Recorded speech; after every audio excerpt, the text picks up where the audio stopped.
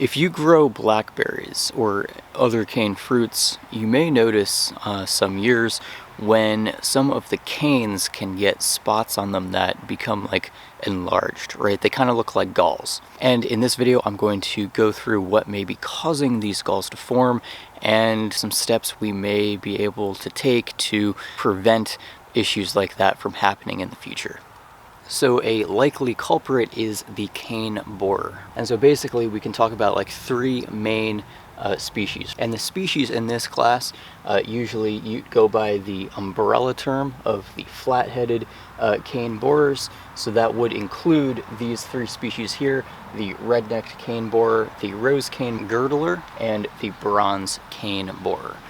These, for the most part, have very similar symptoms, and the species are very closely related. So the crops that they can affect are a lot of some of our cane fruits, especially the blackberry and the raspberry. It's also been reported it may also affect the dewberry, and some of these may also affect roses, but you know, I don't grow roses. So we don't want to confuse these three species with the damage of other insects that may be somewhat similar. For instance, we have the raspberry crown borer, which can go after a variety of cane fruits, but the damage of this insect seems to be usually closer to the base of the plant, thus the name crown, towards that base of the plant and even into the roots as well.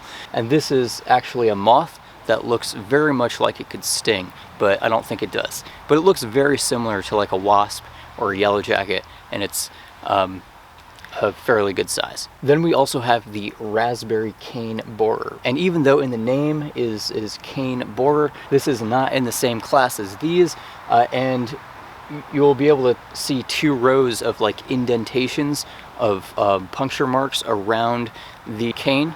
And in between those two circles is where typically they will, you know, hide their eggs and stuff for the larvae to hatch and then begin to damage the plants. And the two dotted rings that you find around the canes are the key identifier to set this cane borer apart from the other cane borers. So the flathead cane borers can cause different damage. Of course, the galls that they produce on the canes may create some stress, and it can even make the stems at those points more susceptible over time to breaking off, like if there's any hard wind or rain or whatever. And then additionally, the adults of these insects will feed on the foliage. So what can we use as control mechanisms? And I don't really like the word control in this context.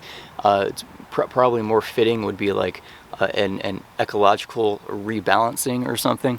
But what we can do here, well, probably the control aspect would be physically pruning out the galled stems, and then you can burn them to kill the eggs or, you know, the larvae. Or if you want to work with rebalancing the ecology, what we may be able to use are different parasitoids like the trichogramma and telenomus.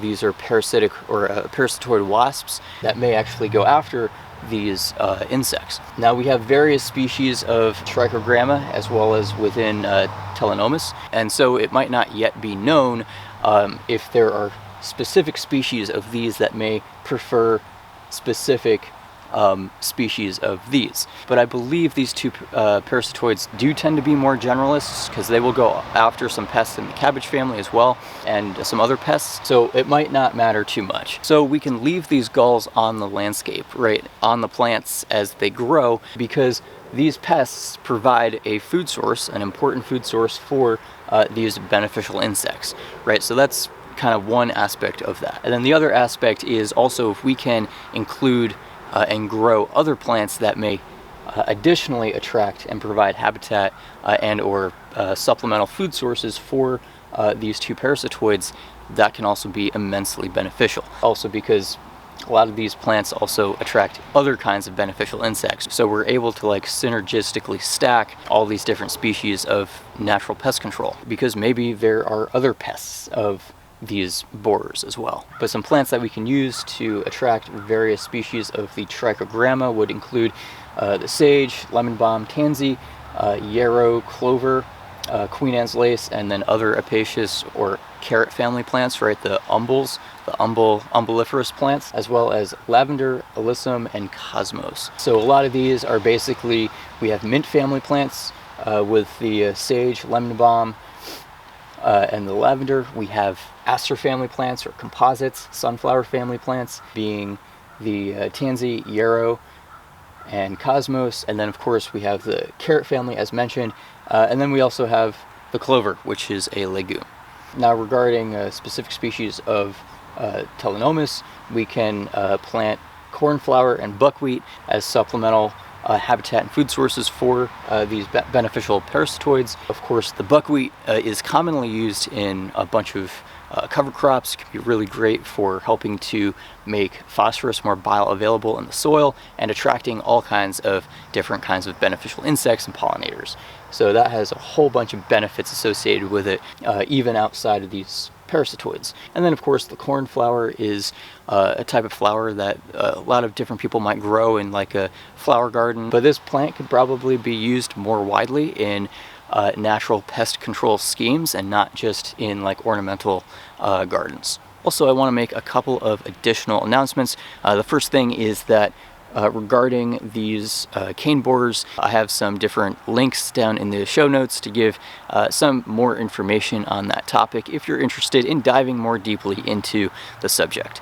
And then secondly, I also started up a members only section for video content that is only available to members. And so basically what that means is the viewers who feel so inspired to do so will hit the join button below this video to become a member, and then they will gain access to additional content that I am not uploading as public. So I've already put a few different videos in the member section, and I've got a bunch more to add. I know in a lot of my videos that I do have go public, I do a lot of editing to condense the information, whereas in the members only videos, those I just kind of let it flow, minimal editing, and so it's a lot less work on my part, and it's also actually kind of therapeutic for me to sit back and listen to myself talk in a very stream of consciousness style without having all the choppy edits. And so that format really allows me to dive a little bit more deeply into the content of like what I'm working on.